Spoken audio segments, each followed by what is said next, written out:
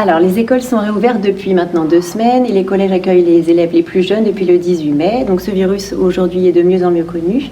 Est-ce que vous pouvez nous en dire davantage sur les éléments de certitude que nous avons sur ce virus et les éléments d'incertitude encore existants ? Donc on a beaucoup d'incertitudes en pratique, puisque c'est un virus assez récent. Alors les coronavirus, on les connaît bien par ailleurs, puisque c'est une partie des virus du rhume. 30% des rhumes sont liés au coronavirus. Donc on avait déjà travaillé il y a quelques années sur le coronavirus pour essayer de mieux comprendre et même essayer de trouver des vaccins contre ce type de virus-là. Et puis c'est en 2003 avec le SRAS, donc, qui était un virus qui avait une mortalité beaucoup plus importante que le rhume, qu'on a commencé à s'inquiéter. Il se trouve que pour le SRAS, il y a eu une dizaine de milliers de cas et à peu près un millier de morts, donc ça représente une épidémie qui était beaucoup moindre que celle qu'on vit actuellement. Et en 2012, on a eu un autre coronavirus qui nous a à la limite plus inquiété parce que la mortalité était beaucoup plus importante, qui est liée à la transmission. C'est un virus qui vit essentiellement au Moyen-Orient et dont le réservoir est le dromadaire. Donc il faut vraiment avoir des contacts rapprochés avec les dromadaires pour être malade, mais il y a une contamination interhumaine qui est possible et une mortalité qui est beaucoup plus élevée. Donc on avait déjà commencé à s'intéresser à ces virus-là. Alors après, on pensait au départ que la prochaine pandémie serait plutôt, celle qu'on vit actuellement, serait plutôt une pandémie de grippe. Et finalement, c'est le coronavirus qui est arrivé. Donc en quelques mois, on a beaucoup progressé en termes de connaissances, mais ça nous a fait aussi soulever beaucoup de questions et beaucoup d'incertitudes. Donc des choses qu'on sait en termes de transmission. Au départ, on pensait que c'était uniquement une transmission vraiment purement respiratoire et très rapprochée. On s'est aperçu que c'est un virus qui avait une capacité de survie dans l'environnement qui était peut-être un peu supérieure à ce qu'on pensait au départ. C'est vraiment pas plus de quelques heures, en tout cas, mais ça pose quand même le problème de fait de la question de la contamination éventuellement par les objets. C'est pour ça qu'on est assez vigilant par rapport à ça, alors qu'il y a beaucoup d'autres virus pour lesquels la transmission est purement respiratoire, donc le masque finalement suffirait amplement. Là, la contamination est très respiratoire, mais il est possible que la part par les objets joue quand même un rôle, donc c'est pour ça qu'on est vigilant sur cette partie-là. Donc sur la partie pour la partie contamination. Pour la partie gravité, ce qu'on a appris au départ, dès le début, avec les données des épidémiologistes chinois, c'est que c'était vraiment une maladie grave chez des personnes très âgées. Donc ça, c'est quelque chose qui est ressorti dans toutes les études.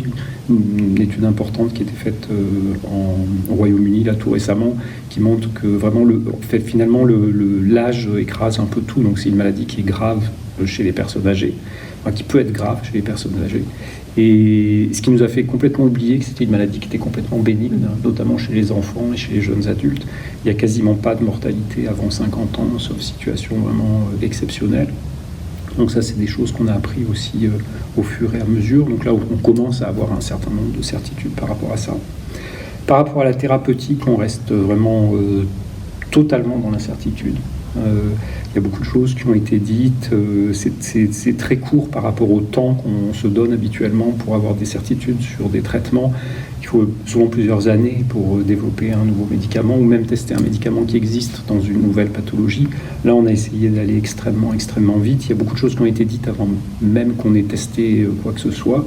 Et finalement, les connaissances qu'on a aujourd'hui, au bout de quelques mois, par rapport à celles qu'on avait au tout début de l'épidémie, n'ont pas beaucoup évolué. On n'a pas vraiment d'essais cliniques encore qui nous aient vraiment permis de statuer sur l'efficacité d'un traitement ou d'un autre. Il y a vraiment des petites choses, mais que ce soit pour l'hydroxychloroquine, pour des médicaments antiviraux qui ont été développés directement contre le coronavirus, finalement on n'a rien qui soit vraiment efficace pour l'instant. Donc on peut dire aujourd'hui qu'on n'a pas de thérapeutique au sens strict du terme pour les cas graves, en sachant que les cas bénins, et notamment chez les enfants, de toute façon ne nécessitent pas de traitement. Donc là la question se pose pas. Et concernant plus précisément les données sur la Bretagne, on a eu, je dirais, une double chance en Bretagne. Il y a eu au tout début de l'épidémie un ou deux, ce qu'on appelle clusters, donc des cas regroupés, qui ont été repérés finalement assez vite et qui ont permis de prendre des mesures assez drastiques, notamment je pense à celui qui a eu dans le Morbihan, donc qui a entraîné justement la fermeture des écoles à une époque où on pensait que la transmission chez les enfants pouvait être plus importante. avec des mesures d'isolement des personnes concernées qui ont été importantes, ce qui a permis quand même de bien limiter les choses. Et on a eu la chance finalement que le confinement national, entre guillemets, se mette en place à un moment où le virus ne circulait pas encore de façon vraiment très active en Bretagne, ce qui n'était pas le cas en Alsace ou en région parisienne à ce moment-là. Donc on a vraiment eu le temps de se préparer, entre guillemets, donc ça explique le faible nombre de cas. Alors, il y a 3000 cas de recensés, non, un peu moins de 3000 cas de recensés aujourd'hui. Alors ça représente qu'une toute petite partie des cas, puisqu'aujourd'hui les cas qu'on est capable de recenser, c'est ceux qu'on a pu tester avec le prélèvement nasal. Et au début, on n'avait pas suffisamment de tests pour tester tout le monde, donc on l'avait gardé dans des conditions, il y avait des indications particulières sur lesquelles on faisait ce test-là. Donc il y a beaucoup de diagnostics qui ont été portés sur des éléments qui étaient purement cliniques, et on n'a pas fait de test, et ces personnes-là ne sont pas intégrées dans les statistiques. Il y a beaucoup d'épidémiologistes qui travaillent là-dessus actuellement pour essayer d'extrapoler à partir des cas testés combien il y a de cas réellement, mais personne n'a vraiment de modèle qui soit vraiment efficace. Donc on a des marges qui sont très importantes. Donc ça peut aller jusqu'à 10 voire 100 fois plus de cas détectés. Donc c'est très difficile de dire. En tout cas, si on veut se comparer par rapport à d'autres régions, pour les personnes qui ont été testées positives, on est sur l'ordre de 3000 et c'est très bien réparti entre les 4 départements. On divise à peu près par 4. Voilà. On est sur une répartition qui est assez homogène. On a entendu beaucoup de choses par rapport aux tests, notamment le prélèvement qu'on fait au niveau du rhinopharynx. Donc on met un petit écouvillon dans le nez qui permet d'aller prélever assez profond pour trouver le virus là où il est. En fait, c'est un test qui est extrêmement fiable quand il est fait au bon moment. Donc, et le bon moment, c'est vraiment la période, ce que nous on appelle la période d'invasion du virus, c'est-à-dire au moment où il est présent dans les voies aériennes supérieures. Et c'est un moment qui est finalement assez court. Là aussi, on a eu plusieurs études chinoises qui ont permis d'avoir pas mal de précision dans ce domaine-là. Et donc, quand on fait le prélèvement à ce moment-là, le niveau de fiabilité est très élevé. Après, on a dit que le prélèvement n'était pas fiable, tout simplement parce que souvent on le fait soit avant. Pour des raisons diverses et variées, on peut être amené à prélever des personnes qui n'ont pas encore de symptômes. Et dans ce cas-là, effectivement, c'est pas un bon prélèvement dans cette situation-là. Et également après, c'est-à-dire que chez des gens qui peuvent être très malades encore du coronavirus, mais quand on se situe dans la phase où on est vraiment dans la maladie pulmonaire, il n'y a plus forcément de virus présent à ce niveau-là. Et donc quand on fait le prélèvement rhinopharyngé chez ces personnes-là, il peut être également négatif. Mais par contre, ça reste vraiment un très bon moyen de diagnostic. Quelqu'un qui commence à avoir de la fièvre, des frissons, le nez qui coule, qui ne se sent pas bien, qui commence à tousser, si on fait le prélèvement à ce moment-là, on est dans un prélèvement qui est vraiment d'une bonne fiabilité. Et après, pour savoir si des personnes ont été en contact avec le virus ou pas, on aura ce qu'on appelle les tests sérologiques. Alors, rien n'est vraiment totalement au point pour l'instant. Et puis surtout, un test sérologique, c'est regarder si quelqu'un a développé des anticorps contre une maladie. Il peut y avoir plein de réponses différentes en fonction du test, et notamment les tests qui commencent à être commercialisés, on ne donne pas vraiment de réponse sur est-ce qu'on est protégé ou pas. L'immunité contre les coronavirus, c'est une immunité qui ne dure pas forcément très longtemps. Il semblerait qu'elle existe contre le SARS-CoV-2, mais on ne sait pas trop combien de temps elle va durer. Peut-être les gens sont immunisés pendant 2 ou 3 mois, peut-être 6 mois, peut-être moins pour certains. Est-ce que c'est différent pour les personnes qui ont fait des maladies très peu sévères, par exemple qui ont juste perdu le goût et l'odorat pendant quelques jours et puis qui n'ont pas eu d'autres symptômes? On sait que c'est un signe potentiel de la maladie par rapport à quelqu'un qui a fait une forme très sévère qui a nécessité de la réanimation. Ça, c'est des réponses qu'on n'a pas encore. Donc la sérologie aujourd'hui, le fait de rechercher les anticorps, on voit bien comment on pourra l'utiliser pour des raisons d'études, pour des raisons épidémiologiques, mais à l'échelle individuelle, aller se faire tester, finalement, on ne sait pas trop à la question à laquelle on va répondre. Okay.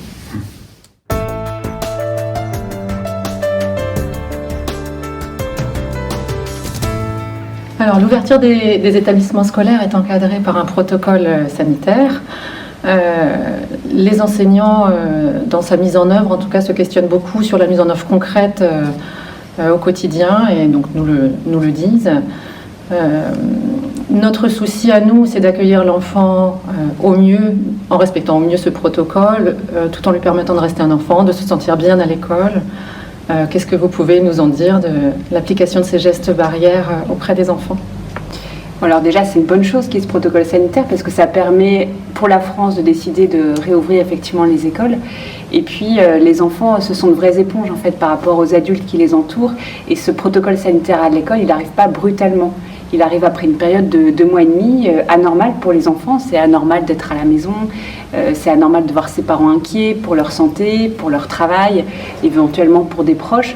Donc la mise en place du protocole à l'école, c'est quelque chose qui a déjà été un peu anticipé et accompagné par les adultes qui entourent les enfants. Et dans ce protocole sanitaire, il faut bien distinguer, certes il est complet, il est très précis, détaillé, mais je pense qu'il faut vraiment distinguer ce qui incombe à l'adulte et aux encadrants. Par exemple les sorties et les entrées d'école, par exemple l'organisation des petits groupes pour les enfants, le fait qu'il n'y ait pas de brassage entre les élèves, la désinfection du matériel, le nettoyage. Donc c'est quelque chose qui est lourd pour les encadrants, les enseignants, c'est certain, mais c'est quelque chose qui ne devrait pas, le moins possible, être ressenti par les enfants, ne devrait pas générer d'anxiété. Et en ce qui concerne l'enfant lui-même en classe, ce protocole sanitaire, en fait, il agit à 2 niveaux. La distanciation sociale, on va y revenir, et le lavage de mains. La distanciation sociale, on l'a dit, mon collègue l'a dit, c'est vrai qu'on sait aujourd'hui que les enfants sont quand même très peu porteurs du virus et très peu contagieux entre eux, et que la contagion des enfants, elle vient des adultes. Ça veut dire qu'il y a très peu de risques que des enfants entre eux soient contagieux. Alors ça ne veut pas dire qu'il ne faut pas mettre en place de distanciation sociale à l'école, parce qu'on ne peut pas leur dire vous allez vous balader avec vos parents, il faut faire très attention, il y a 1 mètre, et à l'école vous faites comme vous voulez. Je pense qu'il faut que ce soit expliqué, encadré, encouragé, que ça dépend aussi de l'âge de l'enfant. Les primaires sont tout à fait capables de comprendre cette distanciation et d'essayer de la respecter, mais il ne faut surtout pas que ça devienne quelque chose comme une sanction ou comme quelque chose vraiment très très anxiogène. La Société française de pédiatrie le dit, c'est néfaste pour les enfants, c'est inutile d'avoir ces mesures de distanciation sociale absolument extrêmes et qui ne sont pas nécessaires au niveau des enfants. Et l'autre partie du protocole sanitaire qui incombe aux élèves, aux enfants, c'est le lavage de mains.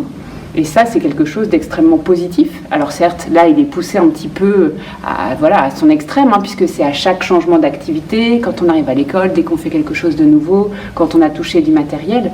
Mais ça fait partie de l'éducation à la santé qu'on peut proposer aux enfants à l'école. Et moi, je trouve ça très positif.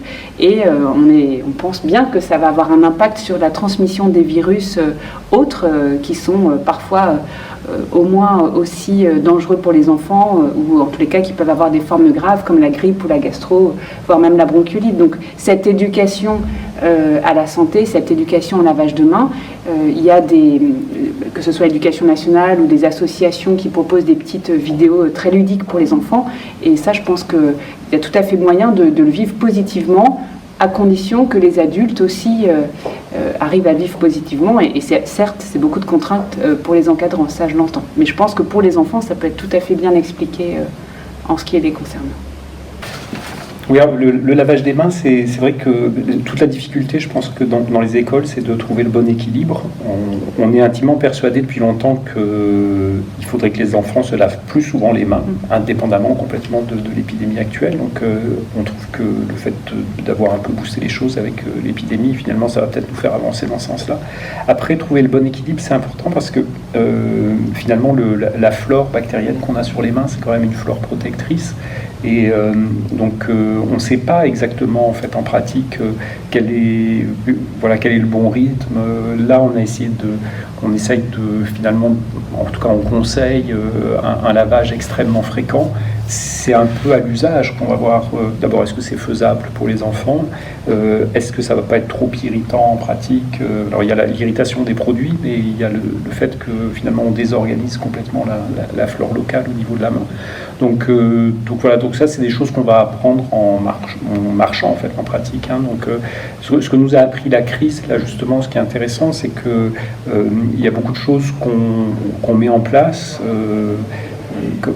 très récemment, il y a un de mes étudiants qui m'a dit voilà, est-ce qu'on pourrait mettre en place des choses pérennes par rapport à un protocole? Je lui dis ah oui, pérenne, c'est très bien, c'est 15 jours en ce moment. Voilà, 15 jours, c'est pérenne. Au-delà de 15 jours, on ne peut pas savoir. Et là, c'est pareil, c'est-à-dire qu'il faut vraiment qu'on soit dans une observation de ce qui se fait.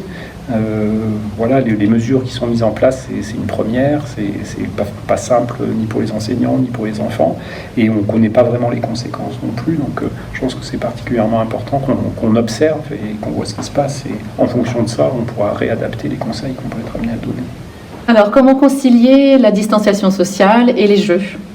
Effectivement, comme on le disait, la distanciation sociale, c'est sûrement pas l'alpha et l'oméga à l'école pour les enfants entre eux de l'application du protocole sanitaire. C'est à encourager, c'est à expliquer, c'est à faire respecter le mieux possible, mais il ne s'agit pas de mettre les enfants écartelés aux quatre coins d'une cour de récré, puisque dans la fonction du retour à l'école, il y a le retour de l'apprentissage avec les enseignants, et puis il y a aussi la sociabilisation et le fait de pouvoir sortir de chez soi, où ça n'a pas forcément été une période facile non plus pour les enfants, et de pouvoir recréer du lien. Donc on ne crée pas du lien en mettant les enfants très loin les uns des autres. Donc encore une fois, c'est sûrement une question de bon sens, c'est aussi de pouvoir réinterroger peut-être au fur et à mesure de l'application du protocole l'utilisation de jeux collectifs avec une désinfection des mains, avec voilà, une désinfection des objets, ou en tous les cas il y a peut-être aussi d'autres jeux, et être créatif avec des jeux qui n'utilisent pas de matériel.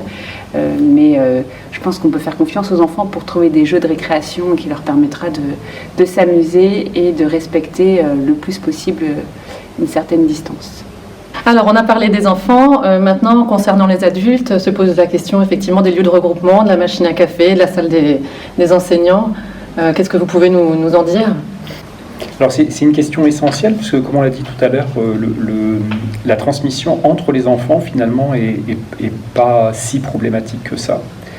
Alors je pense qu'il faut bien situer la gravité de l'épidémie nous a fait oublier un peu le caractère bénin chez les enfants, et surtout finalement de se dire que la question de l'école et de la transmission à l'école, c'est finalement plus un problème de santé publique qu'un problème individuel. C'est-à-dire on ne craint pas finalement pour la vie des enfants ou même pour la vie des enseignants, qui sont globalement une population relativement jeune. Jeune pour le coronavirus, c'est moins de 80 ans en gros. Donc on n'a pas de crainte finalement à l'échelle individuelle. C'est plus qu'on veut éviter que l'école, qui est un lieu de regroupement finalement, soit un lieu où le virus puisse se retrouver et passer d'un individu à l'autre. Donc on a vu pour les enfants finalement le risque existe, mais il est relativement faible. Chez les adultes, c'est un risque, on va dire, standard. Alors, adultes, en pratique, dans le cadre du coronavirus, par rapport au risque de transmission et au risque de portage, c'est assez vite que se fait la bascule. C'est plutôt, on pense aux alentours entre 9 et 11 ans. C'est-à-dire qu'au-delà de 11 ans, finalement, on a l'impression que le portage et la transmission se fait comme chez les adultes. Donc, si on parlait de la question des collèges, finalement, on l'aborderait probablement de façon un petit peu différente. Et par contre, donc chez les adultes, il y a de la transmission sans aucun doute. Et à partir de l'expérience qu'on a eue dans les lieux de soins, finalement, les lieux de soins n'étaient pas des lieux... Au moment où tout le monde a été confiné, y compris au moment où les écoles étaient fermées, finalement, le seul endroit où il y avait encore une vie sociale, c'était beaucoup les lieux de soins. Et on a eu des épidémies au sein des soignants dont le cas initial pouvait avoir été un contact avec un patient dans un service, mais où ensuite le personnel, en fait, se contaminait pas auprès du patient, mais avec des contaminations entre le personnel, qui étaient liées au fait qu'on est quand même obligé d'avoir un minimum d'interaction sociale. On est des êtres sociaux en pratique. Donc il faut faire particulièrement attention à ce moment-là où les adultes se retrouvent entre eux, donc dans les salles de pause. Et là, vraiment, ce sur quoi on attire l'attention, c'est vraiment la question de la transmission respiratoire. Probablement que le contact a un effet très, très secondaire de ce qu'on a observé au cours des derniers mois. Mais quand on boit le café, en général, on enlève son masque. Donc, c'est dire, si tout le monde est dans la salle de pause en même temps, c'est bien que tout le monde porte un masque à ce moment-là. Et quand on ne peut pas porter de masque, parce que justement c'est le moment du café, il faut essayer de respecter la distanciation sociale Voilà, on pense qu'un mètre, alors c'est 1 mètre en France, c'est 2 mètres ailleurs, ça dépend des pays. Ça veut dire qu'on n'a pas beaucoup de certitude par rapport à ça, mais avoir un minimum de distanciation. Mais c'est vrai que ce risque de ce qu'on appelle de cluster, de carreaux groupés au sein des écoles, il peut vraiment se faire, aussi, on pense beaucoup aux enfants, mais en fait il peut vraiment aussi se faire au niveau des enseignants entre eux. Et on a eu l'expérience déjà au niveau de certaines écoles où les choses se sont déroulées de cette façon-là. Beaucoup, cette histoire de transmission par les objets, là, nous, en tant que... Alors, il y a plusieurs écoles, en fait. Vous allez avoir une école hygiéniste, entre guillemets, qui va dire, bon, ben oui, on peut cultiver du virus à partir des objets, donc il peut y avoir de la transmission. Et vous allez avoir une école qui est plutôt une école épidémiologiste et médicale, entre guillemets, où on regarde ce qui se passe. Et en fait, ce qu'on observe actuellement dans les cas de transmission en chaîne, on a vraiment l'impression qu'il faut du contact très rapproché et que cette question de la transmission par les objets, voilà, si elle existe, elle est probablement assez annexe. Donc il faut quand même un peu se focaliser sur la question respiratoire et puis la question des contacts proches. Oui. Si un des clusters importants en France qu'il y a eu, c'était la manifestation évangélique là, à Mulhouse, c'était très lié à c'est comportemental en fait en pratique. C'est le fait, c'est une manifestation, on se touche beaucoup, c'est logique pour ce type de manifestation là, et c'est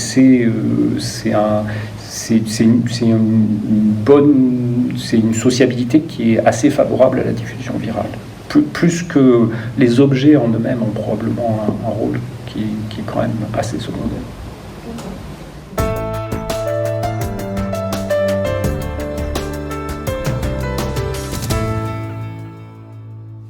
Alors, en tant que médecin scolaire et infirmière scolaire, nous sommes régulièrement sollicités pour toutes les questions sur les situations de fragilité en général. Est-ce que vous pouvez, de votre côté, nous dire ce qu'on connaît aujourd'hui du SARS-CoV-2 chez l'enfant ? Donc, il y a évidemment beaucoup de choses qu'on ne connaît pas encore chez l'enfant.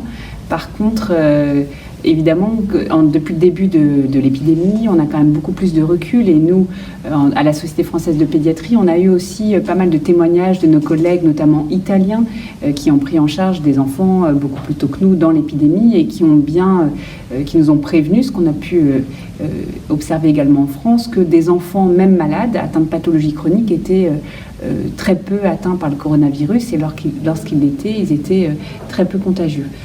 C'est ce qui a permis sur le plan épidémiologiste en France, mais ça c'est mon collègue plus qui pourrait en parler encore mieux, mais c'est vrai de se dire que pour finir les enfants, alors qu'on pensait qu'ils pouvaient être réservoirs du virus comme dans d'autres virus, étaient très peu contagieux entre eux, et ça a été clairement écrit noir sur blanc le 26 avril par le groupe de pathologie infectieuse pédiatrique qui dit bien que les enfants ne se contaminent pas entre eux et ne contaminent pas les adultes et que des enfants atteints l'ont été lorsqu'ils ont été contaminés par des adultes. L'idée n'est pas de faire peur aux enseignants qui risqueraient parce qu'on a entendu aussi de contaminer des enfants, mais de bien limiter le risque au moins de contamination entre enfants, d'où ce qu'on vient de s'expliquer sur la distanciation sociale notamment. D'accord. Donc par rapport à ce que vous venez de nous dire, donc il s'agit donc de données qui sont rassurantes et c'est en s'appuyant sur ces données, sur le contexte de la Bretagne, où c'est quand même rassurant aussi, que nous répondons aux sollicitations des écoles. Régulièrement, nous sommes interrogés, notamment sur 2 points, dont un en particulier, ce sont les enfants qui sont porteurs de pathologies chroniques. Est-ce que vous souhaitez ajouter quelque chose par rapport à ça ? Alors oui, je souhaite ajouter avec grand plaisir quelque chose, puisque nous aussi, en tant que pédiatre, on est très sollicités, notamment par des parents qui nous demandent des certificats qui autoriseraient, qui seraient nécessaires en tous les cas au retour de leur enfant à l'école. J'invite tous ceux qui le souhaitent à consulter le communiqué de la Société française de pédiatrie qui a été fait le 26 avril. Et la Société française de pédiatrie, ça reprend l'ensemble, ce qu'on appelle les sociétés savantes. Alors c'est un gros mot, mais c'est-à-dire l'ensemble des spécialités. C'est-à-dire les enfants qui ont une maladie pulmonaire, les enfants qui ont une maladie digestive, les enfants qui ont une maladie du sang, des reins, etc. Et donc l'ensemble de ces spécialistes français, et je pense que c'est assez fort et important de le souligner, s'est mis d'accord pour dire que l'avis est favorable au retour à l'école des enfants porteurs d'une pathologie chronique et de tous les enfants. Il y a un tout petit bémol pour certains enfants qui ont vraiment une maladie beaucoup plus à risque, notamment sur le plan respiratoire, où là, on est favorable à leur retour à l'école, mais éventuellement avec des mesures barrières un peu plus poussées en proposant le port du masque à l'enfant. notamment au primaire, sachant que c'est des enfants qui sont déjà habitués à porter un masque et éduqués à porter un masque. Donc c'est quelque chose qui pose normalement pas de souci. Donc ce qui est important, c'est de dire qu'en fait, nous, spécialistes en pédiatrie qui suivons des enfants atteints de pathologies chroniques, normalement, on n'a pas à rédiger de certificat. Il faut considérer que tous les enfants qui sont scolarisés aujourd'hui, y compris les enfants qui ont un PAI pour une maladie chronique, où on a eu à ce moment-là des certificats à remplir et qu'on fait en lien avec l'éducation nationale très volontiers pour permettre à ces enfants d'être scolarisés au mieux, y compris pour des enfants porteurs de maladies chroniques dont on sait que c'est très bénéfique pour eux d'aller à l'école, y compris pour leur santé physique, leur santé psychique. C'est important de retourner à l'école. Et en plus, on a actuellement encore la barrière des parents, c'est-à-dire que, comme c'est sur la base du volontariat, des parents que nous-mêmes, pédiatres, n'aurions pas réussi à rassurer, et il y en a encore quelques-uns, par rapport au risque pour leur enfant, aujourd'hui, ils ont la possibilité de ne pas rescolariser leur enfant.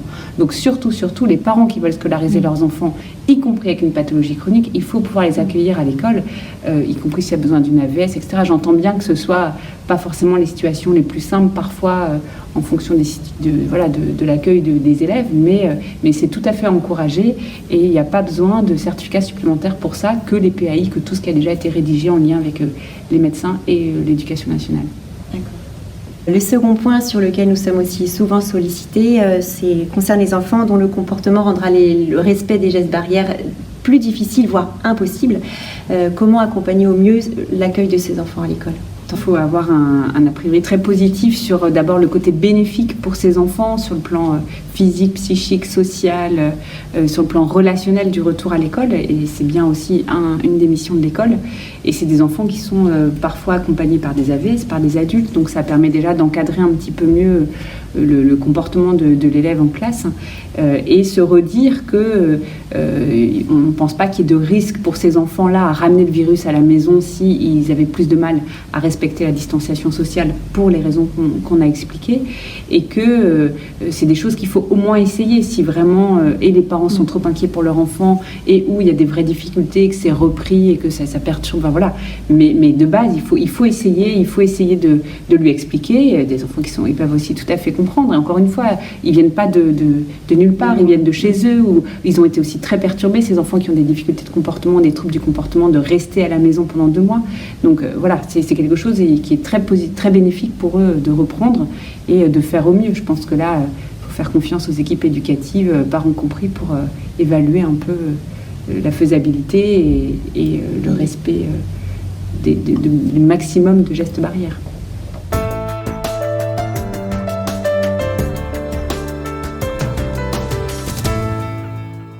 Alors, les symptômes évocateurs du Covid-19 chez les enfants sont variés, peu spécifiques.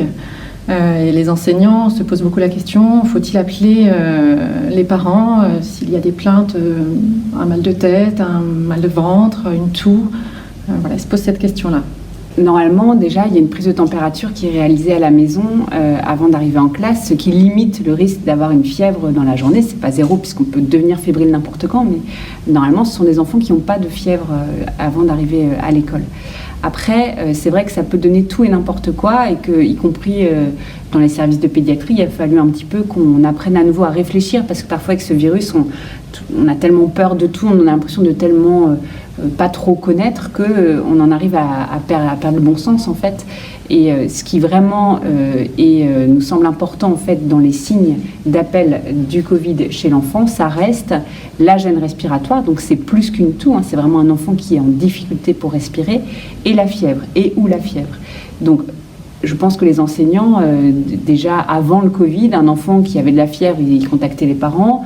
Si l'enfant a un peu mal à la tête, il ne contacte pas forcément les parents. Si l'enfant a très mal à la tête, il contacte les parents. Idem pour la douleur abdominale. Je pense qu'il faut rester un petit peu sur la façon de raisonner d'avant Covid, c'est-à-dire un enfant qui a l'air malade, on contacte les parents. Un enfant qui a de la fièvre ou qui est gêné pour respirer, on contacte les parents. Après, si l'enfant, on sait qu'il est allergique et qu'il a un PAI ou qu'il a une petite toux sèche et qu'on est en période d'allergie et que c'est comme d'habitude, c'est peut-être pas la peine de contacter directement les parents. Voilà, faut savoir un petit peu si on connaît son élève. On ne pourra jamais reprocher de le faire par excès, mais je pense qu'il faut rester là aussi raison gardée sur des choses de bon sens, c'est peut-être pas très médical, mais en tous les cas, la fièvre et la gêne respiratoire, ça c'est médical, on appelle les parents, et le reste, on voit aussi un petit peu l'intensité des symptômes.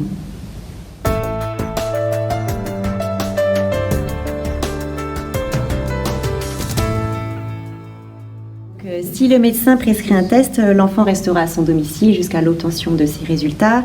Le médecin scolaire fera le lien entre la famille, l'école et le médecin qui a prescrit le test. Et le médecin scolaire assurera le suivi ensuite derrière de la situation en lien avec l'ARS.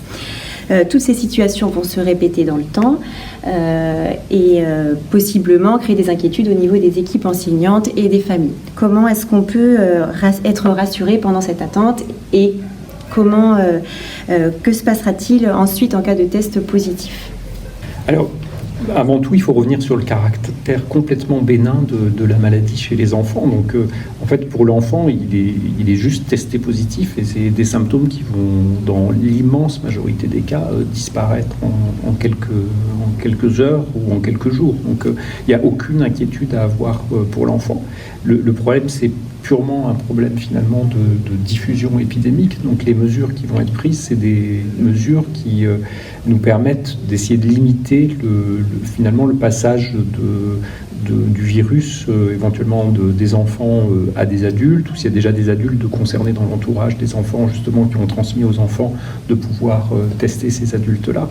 Et puis le but ultime, c'est d'éviter que le virus aille vers des populations fragiles ou rediffuse de façon large. Donc, entre l'école maternelle ou élémentaire et l'EHPAD, il y a quand même une certaine distance. Donc, voilà, l'objectif, c'est d'arriver à circonscrire un peu les choses, quoi. Donc, en pratique, c'est assez simple, hein, c'est-à-dire que l'idée qu'on a actuellement, parce qu'on a vu ça dans des modèles un peu différents, notamment les Coréens qui ont appliqué ce modèle-là très très tôt, c'est de se dire, dès qu'on a repéré un cas, on va faire une quatorzaine, parce que finalement la durée de transmission du virus, chez les enfants elle est probablement encore plus faible, mais la durée de transmission du virus, c'est plutôt aux alentours de 7 à 8 jours, et donc en faisant 14 jours, on prend une marge qui est importante. Donc on va se retrouver dans une situation où on va essayer d'isoler les cas et puis de tester les personnes qui sont autour, puisque l'épidémie nous a appris que quand même dans une situation, en situation on va dire familiale, le risque de transmission, ce qu'on appelle le R0, c'est-à-dire combien de personnes vont être contaminées à partir d'une personne source, serait plutôt de l'ordre de 3. Au départ, on pensait que c'était un petit peu plus faible que ça, mais finalement, on est plutôt autour de 3. C'est-à-dire que si on repère une personne qui est porteuse du virus, il y a probablement déjà d'autres personnes autour qui soit à qui cette personne l'a transmis, soit des personnes qui n'ont pas été identifiées comme porteuses et qui l'ont transmis à la personne qu'on teste.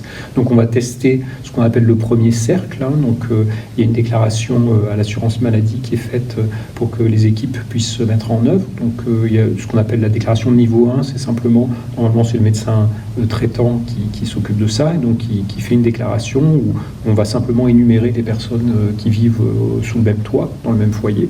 Et à partir de là, l'assurance maladie fait une première enquête pour qu'on puisse déterminer quels sont les contacts de ces personnes-là et élargir un petit peu les choses pour voir s'il y a d'autres personnes à tester. Donc normalement, toutes les personnes du foyer doivent être testées. Donc par exemple, s'il y a un enfant qui est testé positif dans une école, eh bien ses parents, ses frères et sœurs, voilà, les personnes qui vivent sous le même toit vont être testées. Et en fonction du nombre de tests positifs et des contacts de ces personnes-là, on voit si on élargit le dépistage à d'autres personnes. Et toute la famille va se retrouver, tous les contacts vont se retrouver confinés pendant 14 jours.